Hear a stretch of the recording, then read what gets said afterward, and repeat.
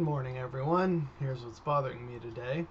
A friend wanted me to talk about anti-vaxxers, and we're going to do that. But we're also going to talk about anti-vaxxers with regards to COVID 19. So, already, I do not agree with the anti-vax movement at all. It is overwhelmingly born in ignorance. The sources they cite have either been disproven or deliberately misleading, and they continue to fall into a well of their own ignorance and fear. And I get it. You know, you're a parent, you are genuinely trying to do what you feel is best for your child. But if you're ignorant about a subject, simply not discussing that subject or not educating yourself about it is not a good idea, nor is it responsible. If you want to really protect your kids, well, you gotta, do some research. There are lots of parenting books out there. Talk to various doctors. You can get an immunization schedule. You're gonna need immunizations anyway when you go overseas. Like when I had to go to India for a contract, I had to get a whole bunch of immunizations. Growing up, in order to attend school, yeah, I got flu shots, I got immunized, like tetanus. I think I even got the HPV one at one point, maybe. I forget now, it was so long ago, but it's fine. It's something that we forget to appreciate, that we don't live in a world full of measles and smallpox and polio and typhus. Like, so we've forgotten that aspect of historical progress, and now people are saying, "Oh, see, if you just lead a healthy life." It's healthy because of all the vaccination and the herd immunity that has resulted from it.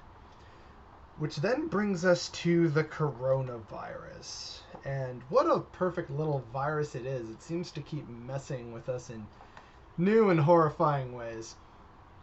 Studies right now are showing that the antibodies that are developed when you recover from COVID do not last very long, meaning you could get it again if you aren't careful. Which means this is going to be a very difficult thing to deal with until we get a vaccine.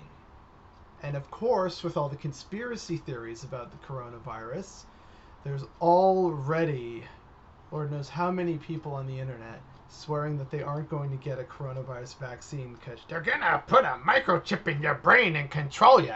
It's part of the George Soros media. We've all seen stuff like this.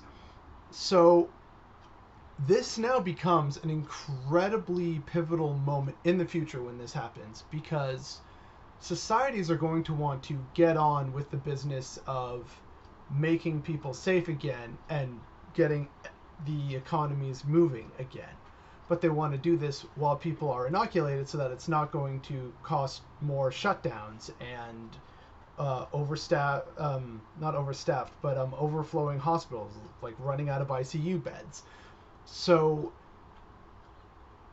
they want to avoid that, but there's going to be a lot of people, especially in America, but I'm sure they exist here in Canada, Australia, Britain, France, wherever, that are going to think, well, I'm not getting a vaccine because I didn't believe in this whole thing. It was a hoax because people hate Trump, or it's a hoax because China wants to hurt America or own the world, or it's a hoax because it's the New World Order and the globalists, and it's a part of their plan. This is how they take over the world and how they control you with fear and a mask and all the crazy yet delightfully entertaining things we've seen on the internet. But this means that a day is coming that is going to see governments have to weigh the option of a mandatory vaccine or extreme limitations on what people can do who haven't had a vaccine yet. And this is really troubling because that's a question of bodily autonomy as well as personal liberty. And I'm not excited for how that conversation is going to go down and what the results may or may not be. And that's what's bothering me today.